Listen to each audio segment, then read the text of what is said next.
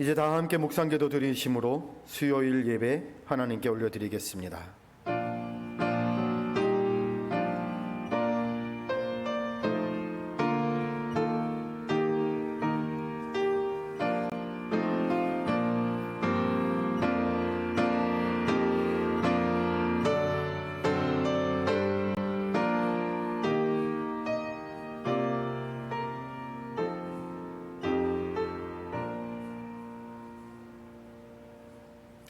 기쁨으로 여호와를 섬기며 노래하면서 그의 앞에 나아갈지어다. 하늘에 계신 하나님 아버지, 당신께 모든 찬양과 영광 올려드립니다. 이 시간 주의 자녀들이 아버지께 예배드리기 위하여 함께 모였사오니 우리 예배를 기뻐 받아 주시옵소서. 우리를 구원하시고 지금도 우리를 위해 기도하시는 예수님의 이름으로 기원하옵나이다. 아멘. 다 함께 찬송가 304장 찬송 부르시겠습니다.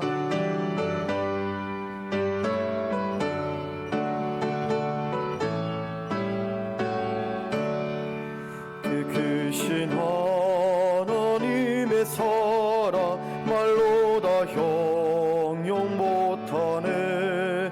저 높고 높은 별을 넘어 이 낮고 낮은 땅 위에 죄범한 영혼 구하려 그 아들 보내사 화목제물 삼으시고 죄 용서하셨네.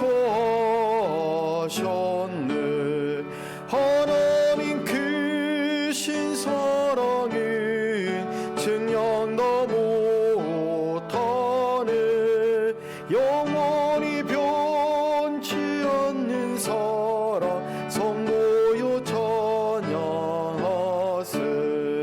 괴로운 시절 지나가고 담 위에 영화쇠할 때 주 믿지 않던 영혼들은 큰 소리 외쳐 울어도 주 믿는 성도들에게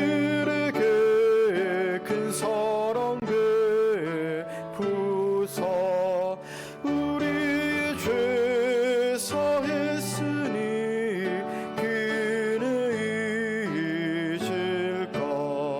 하나님 크신 사랑이 증량다 못하네. 영원히 변치 않는 사랑 성도여 찬양하세. 하늘을 두루마리 삼고 바다를 먹물 삼아도 한없는 하나님의 사랑 다 기록할 수 없겠네. 하나님의 크신 사랑 그 어찌 닿았을까. 저 하늘 높이 써도 채우지 못하리. 하나님 크신 사랑이 증량다 못하네. 영원히 변치 않는 사랑 성모여 찬양하세.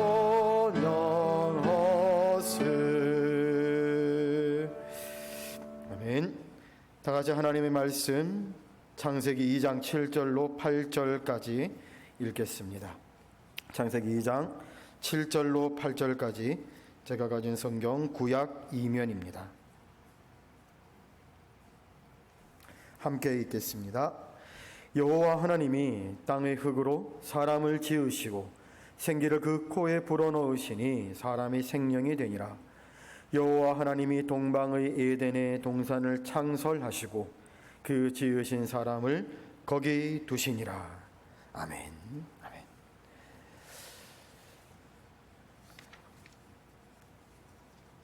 클로드 모네는 빛의 화가라고 불립니다. 워낙 유명한 화가여서 이름난 작품들이 많은데요. 그 중 하나가 저 그림인 루앙 성당이라고 하는 성당을 그린 저 작품입니다. 어떤 느낌이 드시나요? 저도 사실 그림을 잘 모르는데 이리저리 알아보니까 저런 화풍을 인상주의라고 한답니다. 우리가 잘 그렸다고 생각하는 기존의 그림과는 조금 다르죠. 우리가 생각할 때 좋은 그림이라고 하면 정밀하게 묘사하거나 아니면 색깔이 고와야 하는데 저 그림을 이렇게 보면 그렇지는 않은 것 같아요. 처음 모네가 저 그림을 그렸을 때 많은 혹평을 받았다고 합니다. 그림이 이게 뭐냐? 이런 얘기를 들었다는 거죠. 그림을 보시면 알겠지만 정확한 윤곽도 보이지 않고 대충 그리다 만 듯한 그런 느낌을 받기 때문입니다. 모네가 저렇게 그림을 그린 이유는요, 대상의 정확한 형상보다 대상에 반사되는 빛을 그리려고 했기 때문이랍니다. 모네의 저 그림이 유명한 건 이 다음 그림에서 보시듯, 다음 그림은 빛에 따라 동일한 대상이 계속 다르게 보인다는 것을 사람들의 눈에 그림으로 증명했기 때문이었습니다. 똑같은 루앙 성당이거든요. 근데 그림이 몇 개인가요? 6개 곱하기 3개, 18개. 저것보다 더 많은 그림들을 매 시간 기상의 변화에 따라 달리 보이는 모습을 그렸다는 거예요. 이전엔 하나의 대상은 고정된 형상과 색을 가지고 있다고 생각했습니다. 그런데 모네는 어떤 빛이 그 대상에 비치는가에 따라 색이 변하고 형상마저 변한다는 것을 그림으로 보여줬다는 거죠. 모네가 빛의 화가라고 불린 게 바로 저 이유 때문입니다. 모네는 사람이 보는 것이 대상이 아니라 대상에 반사된 빛이라는 걸 보여줬고, 모네는 형상을 그린 것이 아니라 반사된 그 빛을 그렸기 때문에 빛의 화가라고 불려졌던 거죠. 빛이 있어야 색이 드러납니다.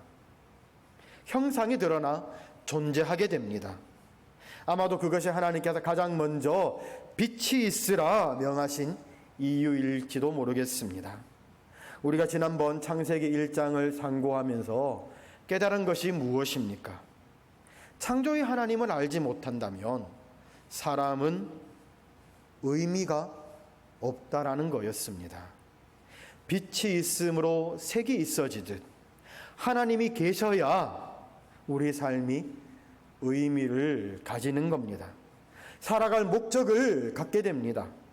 아침, 저녁, 정오의 빛에 따라 색이 변하듯 하나님께서 우리를 비추시는 빛에 따라 우리 삶의 결과, 질이 달라진다는 걸 아는 자가 지혜롭습니다.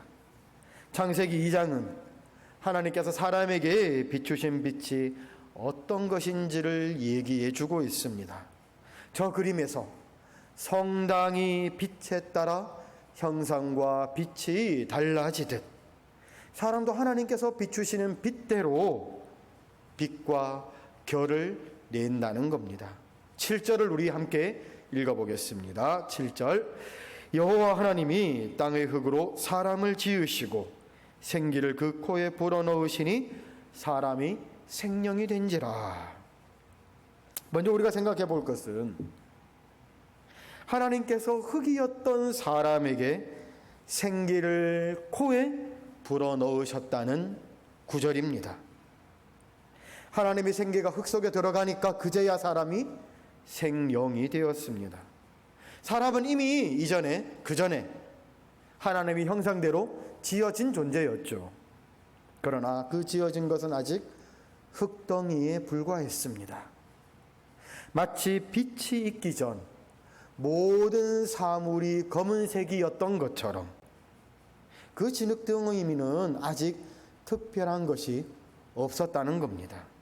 그러나 하나님의 생기, 살리는 기운, 하나님의 거룩한 바람이 들어가니까 아직 진흙이었던 것이 이제 생명으로 살게 되었다는 겁니다. 새벽빛을 받은 사물이 푸르스름한 빛을 띠고 따뜻한 아침 햇살을 받으면 노란 빛을 띠며 해질녘의 빛에는 불그스레해집니다. 하나님의 생기가 사람에게 들어가면 그 사람은 어떻게 될까요? 네, 그렇습니다. 하나님의 숨결이 우리 속에 들어오면 우리는 하나님을 닮은 삶을 본격적으로 살게 된다는 겁니다. 하나님의 숨결을 성령님으로 보기도 합니다. 성령님은 자주 바람으로 묘사되었습니다. 오순절 성령 강림 때의 상황을 사도행전 2장 2절에서는 이렇게 말씀합니다. 호련히 하늘로부터 급하고 강한 바람 소리 같은 것이 있어 그들이 앉은 온 집에 가득하며, 그 바람 같은 것은 바로 성령 하나님이었습니다. 하나님의 숨이, 바람과 같은 하나님의 숨이 우리 안에 있다는 건 다른 말로 성령의 내주하심을 뜻하는 말이라고 합니다. 우리는 숨을 몇 번 쉽니까? 하루에 5초에 한 번, 숨이 느린 사람들은 10초에 한 번. 그러면 넉넉 잡아서 1분에 숨을 한 10번을 쉰다고 칩시다. 1분에 10번이면 1시간에 600번. 24시간 하면 꽤 많은 숫자인 거죠. 수천 번 우리는 숨을 쉰다는 겁니다. 여러분, 우리가 숨을 쉴 때마다 하나님을 예배할 수 있다는 걸 혹시 여러분들 알고 계시나요? 대부분의 경우 우리는 그냥 숨을 쉬죠. 이렇게 아무 생각 없이. 사실 숨을 쉰다는 걸 느끼지 못하고 생각하지 못할 때가 더 많습니다. 그러나 하루 수천 번 쉬는 숨도 어찌 쉬는가에 따라서 하나님을 경배하며 하나님의 임재를 느끼는 귀한 시간이 될 수도 있다는 겁니다. 예배의 시간이 될 수 있다는 거죠. 숨을 들이쉴 때 태초에 하나님께서 진흙덩이였던 우리 몸에 생명의 숨결을 불어넣으셨던 걸 기억해 봅니다. 그리고 숨을 내쉴 때 내가 하나님을 소유할 수 없음을, 하나님을 독점할 수 없음을 기억하는 겁니다.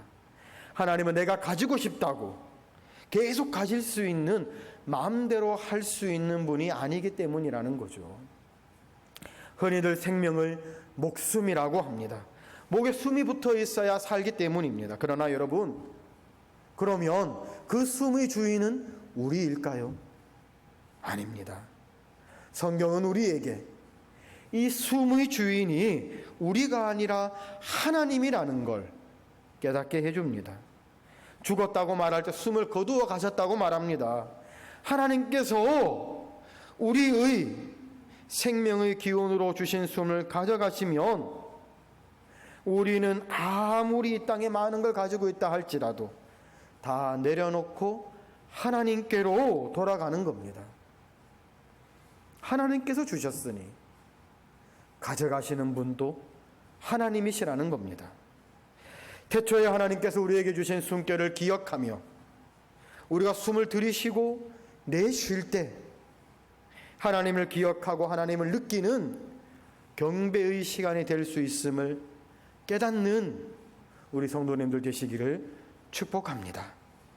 우리가 숨을 들이킬 때 성령님 내 안에 오셔서 내 삶을 주관해 주시며 나를 인도해 주시옵소서라고 기도하고, 숨을 내쉴 때 하나님, 제게 이 좋은 것과 생명을 주심에 감사합니다.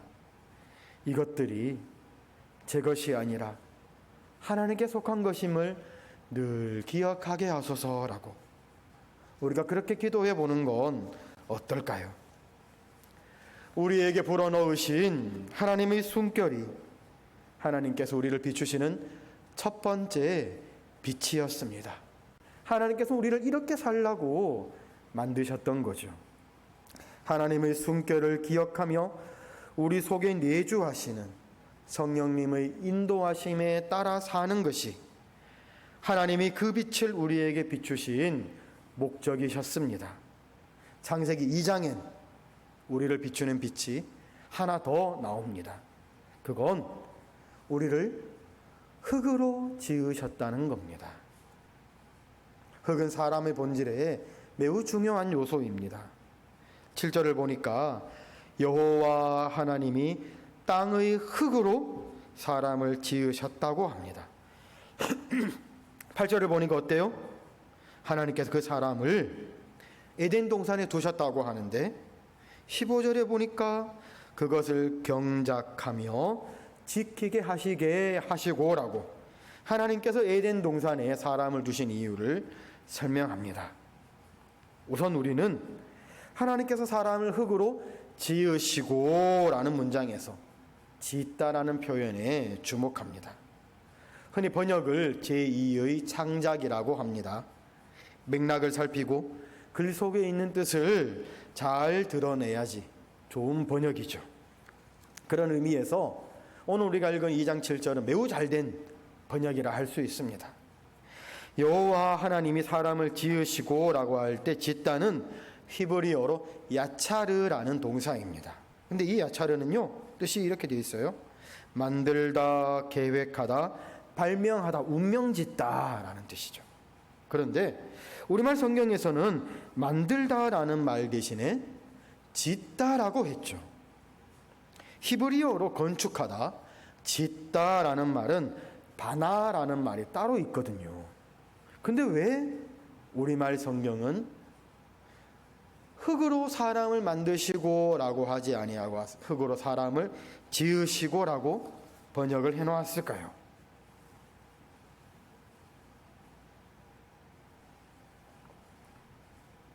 우리말에서요, 짓는다라고 할 땐 그 일에 마음을 담는다라는 뜻이 있다고 합니다. 가족에게 먹일 따뜻한 밥을 만든다고 하지 않고 밥을 짓는다라고 하죠. 그런 까닭이랍니다. 그러므로 사람을 짓는다라고 말할 땐, 번역하는 데는 하나님께서 사람을 얼마나 공들여 빚어 창조하셨는지 그걸 드러내기 위해 우리말 번역하신 분이 정말 섬세하게 통찰력 있게 그런 마음이 들어있다라는 거죠. 근데 또 그런 생각도 들어요. 이렇게 귀하게 우리를 지으셨다면 흙 말고 우리를 금이나 은 다른 보석같이 더 좋은 거, 더 귀한 걸로 지으셨으면 더 좋지 않았을까라고 그런 생각을 할 수도 있다고 생각이 들어요. 그렇다면 우리가 굳이 그 금은 보화를 모으려고 이렇게 애쓸 필요도 없고요. 그럼 전쟁이나 다툼도 덜 일어날 건데 말입니다. 왜 하나님께서는 널리고 널려 흔하고 흔한 귀해 보이지도 않는 땅의 흙으로 사람을 지으셨을까요? 그건 하나님 보시기에 흙이 다른 귀금속들보다 더 뛰어난, 훨씬 뛰어난 능력이 있기 때문이었습니다. 그건 바로 흙에 생명을 싹틔울 수 있는 능력이 있기 때문이었습니다. 금과 은 다른 보석들은요, 생명을 그 속에 품을 수 없다라는 거예요. 생명은 하나님께만 속한 능력입니다. 하나님만이 생명을 시작하게 할 수 있습니다. 하나님께서 당신을 닮은 존재로 사람을 만드시기로 계획하시고 작정하셨을 때 당신의 능력인 생명을 싹트게 하는 능력을 우리로 품게 하기 위해 흙으로 만드신 것이 아닐까 생각해 봅니다. 그래서 하나님께서 우리를 에덴 동산에 두시고 그것을 경작하며 지키게 하셨던 겁니다. 하나님께서 우리를 에덴 동산에 두신 건 거기서 잘 먹고 잘 살라고 즐기라고 두신 게 아니라 어떻게 해요? 에덴 동산을 경작하며 지키게 하라는 거예요. 경작하라는 건 무슨 뜻이에요? 거기에 있는 생명을 일구라는 뜻이라는 겁니다. 생명을 지키라는 뜻이라는 겁니다. 이런 하나님의 뜻에도 불구하고 우리는 그래도 금이나 은 같은 걸로 우리가 만들어졌으면 좋겠다 하는 생각을 멈출 수가 없습니다. 우리 몸에 그런 보석이 없기 때문일까요? 사람들은 그걸 가지려고 무던히 애를 씁니다. 그러나 없는 걸, 그래서 텅 빈 구멍을 채우는 것이 삶의 목표가 될 때 그걸 달성하는 건 매우 어려울 뿐더러 달성했다 손 치더라도 결국 남는 게 아무것도 없다라는 겁니다. 구멍만 메워졌을 뿐 못 하나 새로 만들어낸 게 없다라는 거예요. 여러분, 그것보단 내가 가진 능력, 하나님의 나를 흙으로 만드신 그 흙이 가진 그 능력에서 시작해 보는 건 어떨까요? 금은은요, 에덴 동산 주변에 널린 겁니다. 태초에 하나님께서 에덴 동산을 만드실 때 강이 흘러나와 네 근원을 이뤘다고 합니다. 그 첫 번째 강인 비손은요, 비손은 금이 있는 하윌라 온 땅을 둘렀다고 해요. 성경은 더 자세히 그 땅의 금이 순금이었고 그곳엔 베델리움과 호마노 같은 고대의 귀한 보석들이 있었다고 설명해 줍니다. 그것들은요, 에덴 동산 주변에 있는 거예요. 에덴 동산 안에 있는 게 아니고요. 그에 반해 흙은 내 몸을 채우는 겁니다. 밖에 있는 것들은요, 나를 만들 수가 없어요. 나를 이룰 수가 없다라는 거예요. 그건 잠깐 가지는 것, 지나가는 것들이에요. 만약 그게 사람의 삶의 본질적인 것이었다면 하나님은 우리를 마땅히 그걸로 창조하시고 만드셨을 겁니다. 그러나 그것이 부가적인 것이고 손에 쥐었다가 놓으면 그만인 것이기 때문에, 우리 삶에 쓰이는 도구일 뿐이기 때문에 하나님께서는 사람의 바깥에 그것을 놓으셨을 겁니다. 그럼에도 우리는 내 삶의 결여를 채우기 위해 날마다 동분서주합니다. 그러나 그런 분주함은 내 삶의 주인공으로 나를 살지 못하게 합니다. 여러분, 어릴 때 차를 이렇게 타고 가면 멀미가 나잖아요. 근데 또 나이가 들면 또 차 멀미가 나요. 네, 여러분, 가장 멀미가 나지 않는 차가 어떤 차인 줄 아셔요? 내가 운전대를 잡은 차라고 해요. 내가 운전대를 잡고 있으면요, 멀미가 훨씬 덜 난대요. 무슨 말이에요, 여러분? 결여, 내 안에 나를 이루지 못한 것, 텅 빈 것, 그런 것 쫓아가는 건요, 그게 내 삶의 주인 되게 하려는 거라는 거예요. 뒷자리에 앉아가지고 그것들이 내 삶을 움직이게 하면요, 삶에 멀미가 날 수밖에 없어요. 그런 것들을 내 삶의 주인으로 삼지 말고 자신이 운전대를 잡아야 하는 거예요. 성령님의 인도하심을 따라서 말이죠. 내가 이미 가진 것, 하나님께서 내게 이미 주신 것, 그 능력으로 하나씩 시작하는 겁니다. 그럴 때 길을 잃지 않고 멀미 나지 않고 먼 길을 갈 수 있는 겁니다. 하나님께서 사람을 비루한 흙으로 지으신 건 우리를 겸손하게 하기 위한 목적도 분명히 있을 겁니다. 그러나 하나님이 하시는 일에는 이것을 넘어서는 긍정적인 뜻도 분명히 있을 거라 생각합니다. 저는 하나님이 우리를 흙으로 지으신 이유가 흙이 고귀한 생명을 싹틔우며 우리가 예수님의 비유에 나왔듯이 30배, 60배, 100배의 결실을 맺어내는 놀라운 변화와 성장을 이룰 수 있는 잠재력을 가질 수 있기 때문이라고 믿습니다. 여러분, 금덩이를 귀한 곳에 놔두면, 흙에 묻어두면 그게 100배로 늘어납니까? 안 늘어납니다. 변화하지 않습니다. 그러나 흙에 생명을 놔두면, 씨를 심으면 어떻게 됩니까? 100배, 1000배, 만배로 자라나지 않습니까? 그것이 하나님께서 흙으로 지어진 우리에게 기대하는 바일 것이라고 저는 믿습니다. 행복은 달성해야 할 목표가 아니라 누리는 상태에 대한 말씀입니다. 소유하는 것에서 행복을 누리는 것이 아니라 참된 나됨에서 행복을 누리는 것입니다. 그것이 웰빙이라는 겁니다. 우리는 내가 가지지 못한 것을 가지면 행복할 것이라고 생각합니다. 그러나 내 바깥의 것은 나를 행복하게 해주지 못합니다. 그건 나를 이루는 것과는 다른 이질적인 것이기 때문에 그렇습니다. 저는 나 자신을, 우리를 행복하게 해줄 것은 이미 내 안에 그리고 우리 주변에 있다고 믿습니다. 여러분은 어떠신지요? 살아있는 것들의 특징은 변하는 겁니다. 죽어있는 것들만이 변하지 않습니다. 금과 다이아몬드가 귀한 것은 그것이 안타깝게도 불변하는 것이기 때문입니다. 그리하여 그것은 불변하여 귀하지만 안타깝게도 그 불변은 죽음의 표식입니다.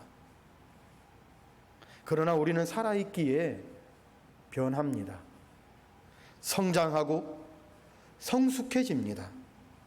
우리가 그렇게 될 수 있는 까닭은 우리가 흙으로 지어졌기 때문이라고 믿습니다.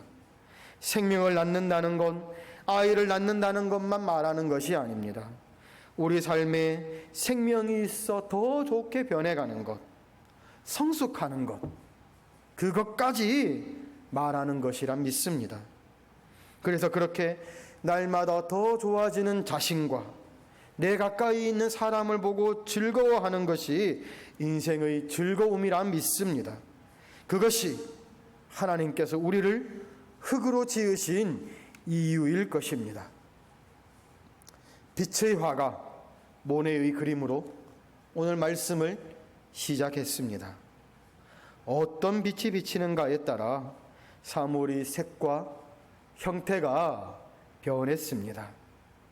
이것은 하나님과 사람 사이에도 동일합니다. 같은 진흙덩이라도 거기에 하나님의 숨결이 들어있나 그렇지 않나에 따라서 그냥 흙과 생명이란 본질의 차이가 발생합니다. 하나님의 조명, 비추심으로 우리는 아름다운 존재가 되었습니다. 하나님의 비추심으로 첫째, 우리는 하나님으로 프로그래밍 되었습니다. 하나님의 숨결은 다른 말로 성령이라 했습니다. 성령의 내주하심으로 우리는 살게 되었죠. 우리 안에 성령이 있을 때 그때에만 우리는 진정 살아있는 자들입니다. 주님께서 당신께 나아온 자들에게 죽은 자들로 죽은 자들을 장사하게 하라 명하신 것은 성령이 그 안에 들어있지 않은 자들은 죽은 자와 똑같다라는 뜻이라는 겁니다. 또한 성령의 인도하심을 따라야만 우리는 제대로 살 수 있습니다. 날마다 말씀과 기도, 찬양, 곧 예배로 하나님과 올바른 교제를 해서 성령님께서 우리에게 말씀하시는 말을 제대로 듣고 그 말씀에 순종해서 하나님께서 기뻐하시는 그런 삶을 사시는 우리 성님의 성도님들 되시기를 축복합니다. 두 번째로 하나님께서 우리를 흙으로 지으셨다는 겁니다. 흙으로 지으셨다는 것은 먼저 우리를 겸손하게 합니다. 이제 낮아져 겸손해진 자들은 하나님께서 우리를 흙으로 지으신 목적대로 살아가게 됩니다. 흙이 생명을 낳고 기르는 힘이 있듯이 우리도 그 흙처럼 생명을 죽이는 것이 아니라 살리고 지키라고 우리를 흙으로 지으신 겁니다. 이웃들과 평화를 누리며 생명을 풍요롭게 하고 복음을 전해서 영혼을 살리라고 말입니다. 하나님은 알지 못해 죽어있는 저들에게도 하나님의 숨결을 불어넣으라고 우리를 흙으로 지으신 겁니다. 바라기는 흙으로 우리를 지으시고 생기를 우리 속에 불어넣으신 하나님의 뜻을 알아 우리 삶에서 생명을 성령님의 뜻대로 키워내고 아름다운 생명의 꽃을 우리 자신의 삶에서 그리고 내 가까이 있는 이들 가운데에서 피워내는 복된 자들이 되시길 주님의 이름으로 축복합니다. 우리 두 가지 기도 제목 놓고 함께 기도하겠습니다. 코로나 확산으로 거리두기가 연장되어 현장 예배를 드리기 어렵게 되었습니다. 많은 이들이 삶에 고통받고 있습니다. 이 나라를 긍휼히 여겨주소서. 우리 삶이 정상화되게 하시며 우리 예배가 속히 정상화되어 함께 하나님을 예배하는 은혜를 허락해달라고. 두 번째로 교육부서들의 여름 행사가 진행 중입니다. 우리 주일 학생들의 믿음이 여름 행사를 통해 든든해지게 하시며 이 나라와 우리 한국교회의 미래가 되게 해달라고 우리의 두 가지 기도 제목과 함께 합심하여 통성으로 기도하시겠습니다. 기도합니다. 아버지 하나님 감사합니다. 하나님의 은혜로 말미암아 우리가 살게 되었습니다. 진흙덩어리였던 우리들이 성령님의 숨결로 말미암아 살아있는 생명이 되고 살리는 사람이 되었습니다. 아버지 하나님, 우리가 우리만 사는 것이 아니라 온 세상에 하나님의 생명의 기운을 내뿜는 자들이 되게 하여 주시옵소서. 온 세상에 사람을 괴롭게 하고 죽이게 하는 코로나라는 바이러스로 사람들이 고통받고 눈물을 흘리고 있습니다. 하나님 아버지, 우리가 이 상황을 보고 내일이 아니라고 하나님 눈 돌리는 것이 아니라 그 아픈 현실을 바라보고 눈물 흘리며 무릎 꿇고 기도하게 하여 주시옵소서. 하나님, 성도들이 기도할 때, 우리 의인들이 기도할 때 의인들의 기도를 하나님께서 들어주실 줄 믿습니다. 아버지여, 이 나라를 긍휼히 여겨주소서. 이 나라와 온 세계를 하나님 불쌍히 여겨주시옵소서. 우리 삶이 정상화되게 하시며 하나님, 우리 예배가 속히 정상화되어 이 예배장에서 함께 하나님을 예배하는 은혜를 허락하여 주시옵소서. 교육부서들의 여러 행사가 진행 중입니다. 하나님, 함께 모이지 못하고 비대면으로만 예배드리기는 안타까운 현실이지만 하나님, 그러나 그 가운데서도 성령님께서 그들이 마음에 역사하여 주실 줄 믿습니다. 주일 학생들의 믿음이 여러 행사를 통하여 든든하여지게 하시며 하나님, 그들이 성령의 사람으로 거듭나 이 나라와 우리 한국교회의 미래가 되어지는 놀라운 일들이 일어나게 하여 주시옵소서. 우리 주 예수님 이름으로 기도하옵나이다. 아멘. 아멘. 하나님 아버지 감사합니다. 참으로 이 나라를 불쌍히 여겨주시옵소서. 긍휼히 여겨주시옵소서. 아버지 하나님, 아파하고 참으로 고통받고 있는 사람들이 그 울부짖음을 우리가 듣고 하나님께 기도하오니 아버지여, 우리 의인들의 기도를 들어주시고 하나님 응답하여 주시옵소서. 이 코로나가 속히 없어지게 하시며 하나님, 그리하여 우리가 함께 이 예배당에서 예배드리게 하여 주시옵소서. 하나님, 우리 주일 학생들이 여름 행사를 하고 있습니다. 하나님, 비대면으로 하고 있는 안타까운 현실이지만 우리 성령님께서 그들의 마음 가운데서도 역사하여 주시옵소서. 그들의 마음이 거듭나게 하시고 은혜 받게 하시어서 성령의 사람으로 변화되어 하나님 아버지, 이 나라와 온 세계와 한국교회를 이끌어가는 귀하고 복된 자들로 그들을 세워 주시옵소서. 하나님, 우리 성도들의 기도를 들으시며 속히 우리의 예배가 회복되어 함께 예배드리는 복된 은혜를 우리가 누리게 하여 주시옵소서. 우리 주 예수님 이름으로 기도하옵나이다. 아멘. 아멘. 다 함께 찬송가 421장 찬송 부르시겠습니다.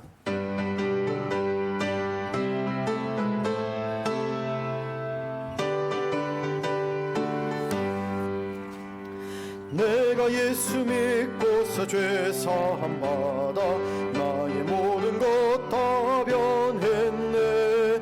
지금 내가 가는 길 천국길이요, 주의 피로 내 죄가 씻겼네. 나의 모든 것 변하고 그 피로 구속받았네. 하나님은 나의 구원 되시오니 내게 정죄함 없겠네.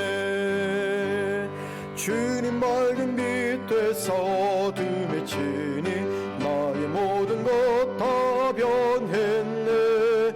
지금 내가 주 앞에 온전케 되면 주의 공로를 의지함일세. 나의 모든 것 변하고 그 피로 구속받았네. 하나님은 나의 구원 되시오니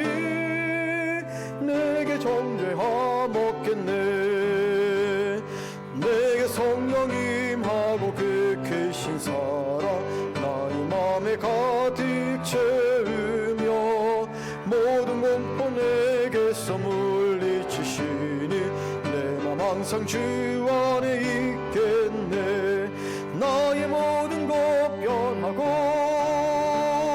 그 피로 구속받았네. 하나님은 나의 구원 되시오니 내게 정죄함 없겠네. 축도하겠습니다. 이제는 우리 주 예수 그리스도의 은혜와 하나님 아버지의 크신 사랑하심과 성령 하나님이 충만케 하시고 교통케 하시는 능력이 이 자리에 함께 있는, 영상으로 성령님과 함께 하나 되어 예배드리는 모든 자들이 머리 위에 영원토록 함께 있을지어다. 아멘.